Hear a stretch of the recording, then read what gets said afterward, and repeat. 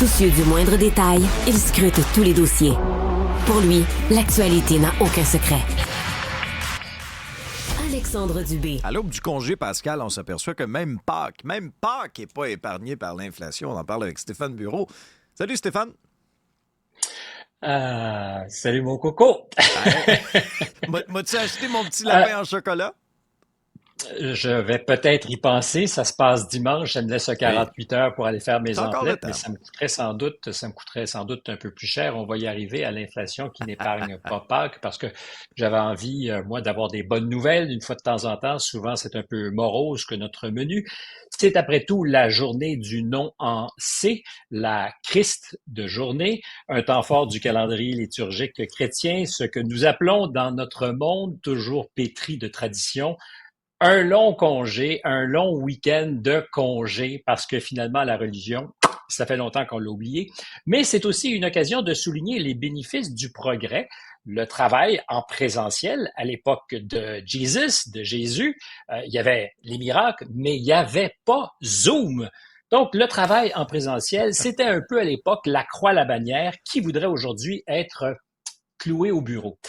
C'est une question que je pose, rien d'autre en effet. Et moi, donc, dans un esprit de sacrifice, ça va bien avec la journée. On m'a déjà dit que j'étais un Christ de journaliste, donc je me dis, tiens, je peux emporter les oripeaux. J'ai cherché des bonnes nouvelles pour le Vendredi Saint, puis je me suis dit, tiens, le chocolat, ça serait une formidable occasion de se réjouir en groupe. On aime ça. En général, ça fait l'unanimité, ce n'est pas divisif.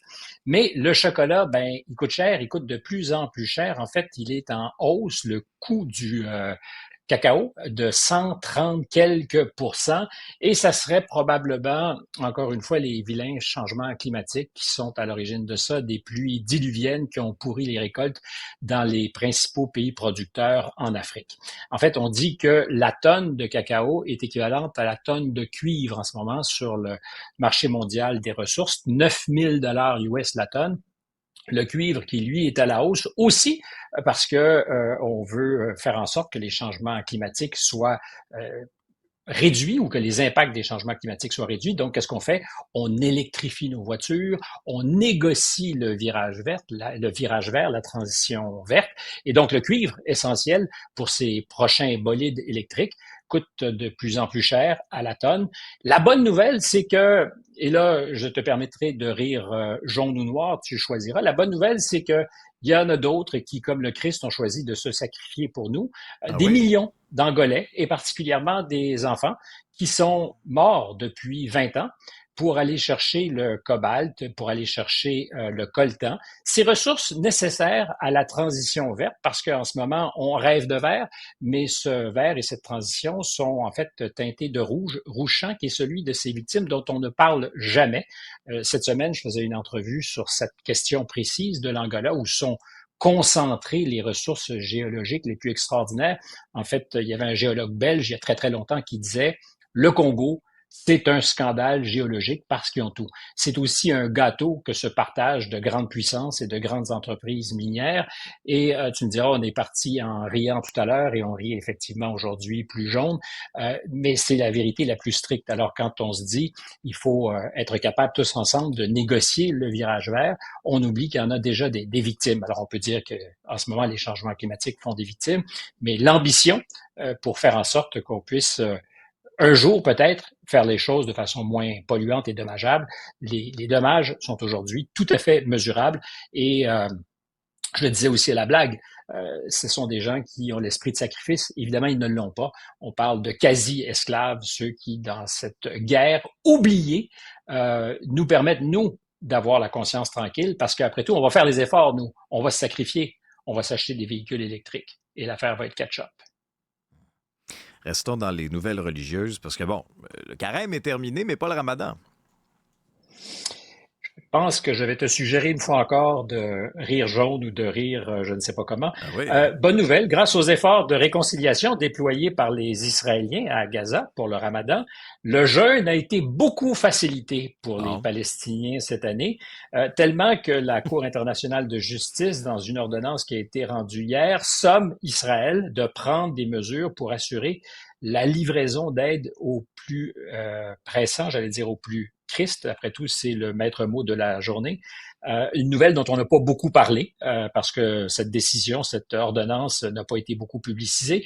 Les Nations unies qui nous informent qu'on ne parle plus de risque de famine en ce moment en Israël, mais d'une famine qui s'installe. Donc, si on ne meurt pas sous les bombardements, on risque peut-être de mourir de famine.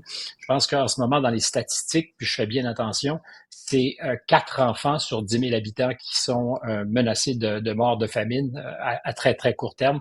C'est des statistiques qui sont affolantes. Et puisqu'on parle de la région, c'est un peu lié à notre thème de la journée, parce qu'on va célébrer, évidemment, d'une manière ou d'une autre, certainement pour les chrétiens en Israël. Les feux d'Arampe, si, encore une fois aussi, c'est la bonne expression, sont beaucoup braqués sur Gaza. Mais il y a aussi un certain nombre de choses troublantes qui se déroulent en Cisjordanie. Depuis le 7 octobre dernier, c'est une statistique dont on parle pas beaucoup, mais des centaines de Palestiniens qui ont été abattus par l'armée et des colons dans des affrontements à répétition. Alors on peut comprendre, il y a certainement des besoins de sécurité. On imaginerait qu'en Cisjordanie, qui aurait à vocation d'abord et avant tout à être contrôlée par les Palestiniens, puisque c'est territoire palestinien, il ne devrait pas y avoir d'affrontements, mais il se trouve aussi que des colonies de peuplement de plus en plus nombreuses, des frictions, des affrontements, et ça se passe avec l'armée, mais ça se passe aussi avec des colons.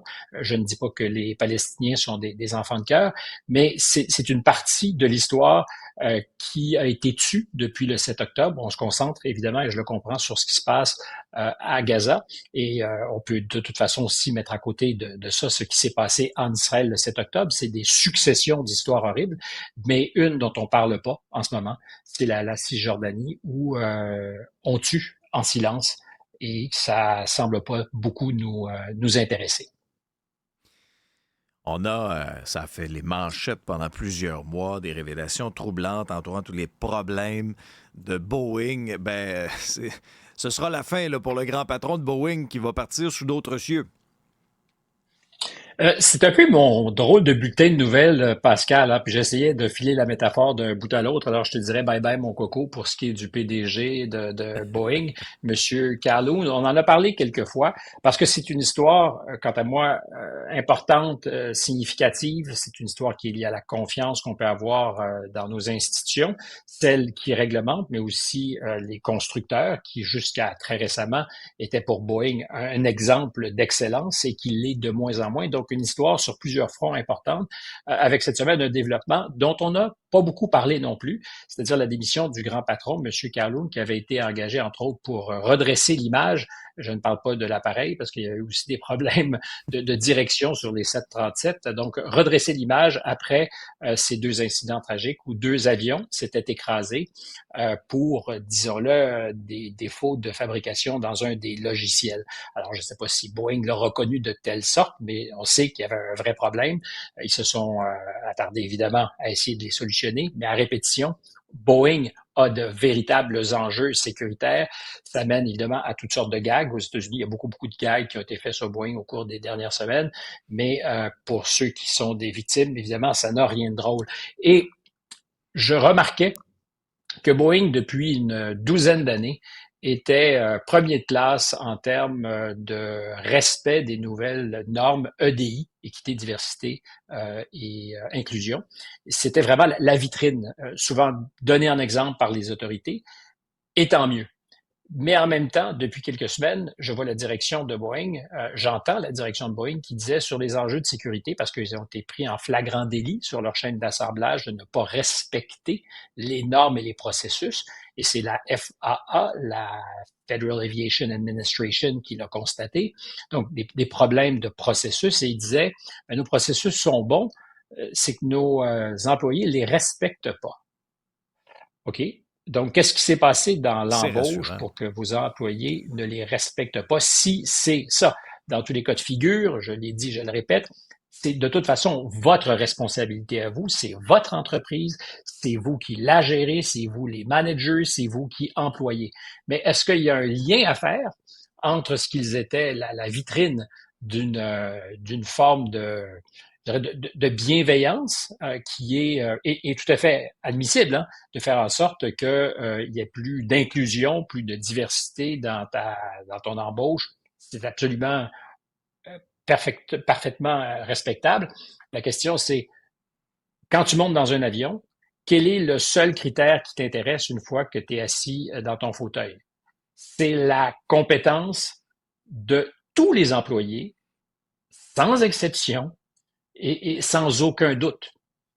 Et je ne fais que poser la question, comment peut-on aujourd'hui expliquer qu'une partie du problème échappe dans le fond à la direction? Ce sont des employés que l'on disait il n'y a pas si longtemps exceptionnels parce qu'ils incarnaient ce qui politiquement aujourd'hui est payant, soit montrés du doigt parce qu'il y a des problèmes dans les processus de construction et de fabrication. Moi, ça me bluffe et ça me coupe un peu le souffle. Ouais, et c'est sûr qu'avec Boeing, toujours plus nerveux comme voyage si t'es assis à côté d'une porte boulonnée. Là. Ça, c'est... Ou pas boulonnée. ou partiellement boulonnée. Stéphane, c'est tout un chemin de croix qui nous attend, semble-t-il. C'est un rapport déclassifié de la GRC qui dresse vraiment un portrait très sombre de notre avenir, l'avenir des Canadiens. Je vois que tu t'es pris au jeu de filer la métaphore Pascal. Chemin de croix, je ne sais pas si tu l'avais vu. Moi, j'ai découvert ça avant-hier. C'est vraiment passé aussi sous les écrans radars. Ça sera donc la fin de mon bulletin de nouvelles du Vendredi Saint qui, effectivement, n'était pas très, très, très joyeux. Il y a quelque chose comme des étapes douloureuses à traverser, un peu comme le Christ il y a à la fois 2024 ans, s'il a existé le personnage. Ben oui, un rapport de la GRC déclassifié, c'est un professeur d'université, je crois, en Colombie-Britannique qui a demandé à avoir accès à ce rapport pour les dirigeants de la GRC, mais aussi pour nos dirigeants politiques, qui prenaient le pouls un peu des tensions sociales au Canada, qui tentaient de voir ce qui, à l'avenir, pourrait arriver. Et c'est assez sombre, particulièrement pour les 5 prochaines années. On parle des jeunes, particulièrement, qui vont être probablement en choc et en désillusion sur une aspiration qui était donnée à toutes les générations, c'est-à-dire celle d'avoir accès à la propriété. Et ils disent, pour les jeunes Canadiens, il y a vraiment là quelque chose comme un pacte intergénérationnel qui n'est plus perçu comme possible. La propriété, l'accès à la propriété, ça semble impossible, et ce l'est probablement de toute façon quand on voit le prix qu'on paie pour un mètre carré, un pied carré de maison ou d'appartement. Mais ce n'est que le début. Ils disent, on entre dans une période de polarisation extrême avec des changements climatiques qui sont effectivement durement ressentis au Canada, mais qui ajoutent au caractère anxiogène de l'époque des gens qui vont de plus en plus être divisés entre riches et beaucoup moins nantis. Le mot, je fais bien attention, mais une récession prolongée qui sera économique, mais dans le fond, il y a aussi à la clé de ça une espèce de récession sociale et politique qui annonce des temps difficiles. En fait, il s'adresse aux politiques en disant, faites gaffe, il va être de plus en plus compliqué de faire l'unanimité, de créer une famille canadienne. Et ce sont des agents de renseignement, des policiers qui ont pour responsabilité justement de prendre nos pouls, d'aller voir ce qui se dit sur des plateformes et ailleurs et d'analyser le contexte économique. Parce que tout ça découle justement d'un contexte économique qui risque d'être de plus en plus difficile, où on souligne entre autres, puis je t'en parlais hier, la Banque du Canada en a aussi parlé, la productivité beaucoup moindre du Canada par rapport à ses pays voisins et compétiteurs, mais par rapport aux États-Unis, par exemple, on dit la richesse moyenne au Canada serait par individu de 5 500 $ de plus par année si on était plus productif, plus compétitif. C'est un train qu'on semble avoir manqué. Donc, tous ces facteurs font que l'horizon semble bloqué, en tout cas pour ceux qui sont chargés de faire du renseignement au Canada, une information qui a été distribuée aux politiques. Peut-être que les efforts de M. Trudeau depuis quelques jours, quelques semaines, ce que vous appelez malicieusement le striptease avant budget, où on annonce un certain nombre de mesures, c'est dans l'espoir de diminuer les impacts d'une crise sociale qui semble, en tout cas, se profiler à l'horizon. C'était mon bulletin de nouvelles de Pâques. Qu'est-ce qu'on a rigolé tous les deux, hein? Mais tu sais, Stéphane, comme le Seigneur... Les deux petits Chris vont finir par ressusciter quelque part après le long congé pascal. Il est grand le mystère de la foi. Ah oui, faut pas l'oublier. Il est grand le mystère de la foi. Mais il faut en avoir beaucoup pour garder le sourire. Mais moi, je dis toujours, nous traversons une époque formidable et c'est vrai qu'elle l'est. Et puis moi, je l'embrasse parce que c'est vrai que c'est difficile. C'est vrai que c'est compliqué. C'est vrai que c'est anxiogène. Mais en même temps, c'est un appel à se redresser puis faire quelque chose. Parce que de se laver les mains de ce qui se passe, c'est d'être complice de tout ce qu'on dénonce. Oui. Puis oublie pas mon petit lapin de Pâques, là, du chocolat français. Ça va être bon la semaine prochaine. Du chocolat français. On a ça ici. On a ça. Je vous en mangerai dans la face la semaine prochaine. Salut.